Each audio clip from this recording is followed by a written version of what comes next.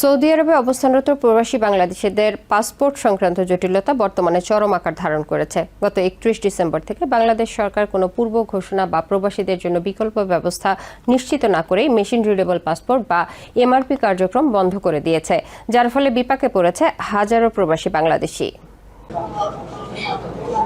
পূর্ব ঘোষণা বা প্রবাসীদের জন্য বিকল্প ব্যবস্থা নিশ্চিত না করেই সৌদি আরবে মেশিন রিডেবল পাসপোর্ট বা এমআরপি কার্যক্রম বন্ধ করে দিয়েছে বাংলাদেশ সরকার।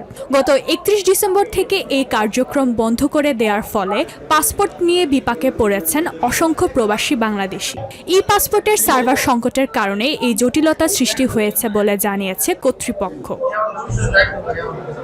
পূর্বে প্রতি মাসে প্রায় 20 থেকে 25 হাজার এমআরপি পাসপোর্ট আবেদন জমা নেওয়া হলেও বর্তমানে ই পাসপোর্টের জন্য শিডিউল অ্যাপয়েন্টমেন্টের সংখ্যা নেমে এসেছে মাত্র 6,000-এ।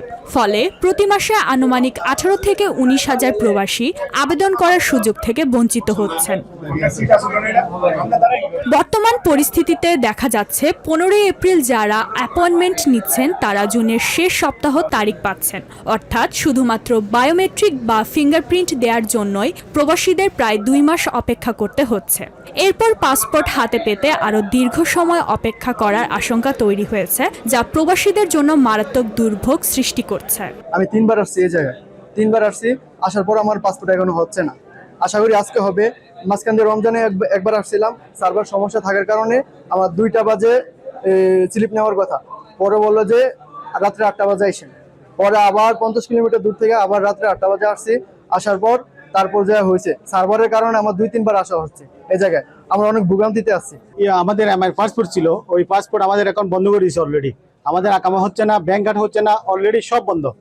আমরা এখানে যদি ই পাসপোর্ট যখন আসবো তখন বলতেছে যে এখানে ফিঙ্গারের সমস্যা, এই সার্ভারে কাজ করতেছে না। বাংলাদেশে কিন্তু এগুলা কোনো দেখার মতো কেউ নেই, ঠিক আছে। আমাদের এটা অনেক জটিল সমস্যা। বাংলাদেশ সরকারকে আমি অনুরোধ করব, যেহেতু দ্রুত সৌদি দূতাবাসকে যেন দ্রুত কার্যকর নেয়, আমাদের তো সরাসরি এই পাসপোর্টের সমাধানটা যেন সমস্যার সমাধান হয়। এই দীর্ঘসূত্রিতা ও সীমিত শিডিউল ব্যবস্থার কারণে প্রবাসীরা নানাবিধ সমস্যার সম্মুখীন হচ্ছেন।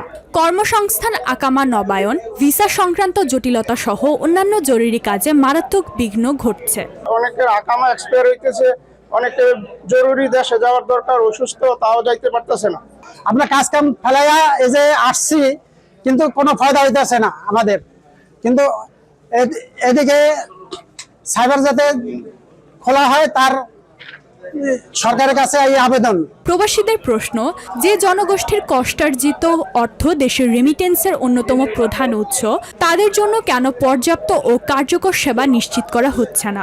কোনো পূর্ব প্রস্তুতি ছাড়াই এমন একটি গুরুত্বপূর্ণ সেবা বন্ধ বা সীমিত করার কারণ জানতে চান ভুক্তভোগীরা। প্রবাসীদের দুর্ভোগ লাঘবে দ্রুত কার্যকর পদক্ষেপ গ্রহণের দাবি জানিয়েছেন সৌদি আরবের প্রবাসী বাংলাদেশিরা। Ishrat Jahan, TVN 24 news desk.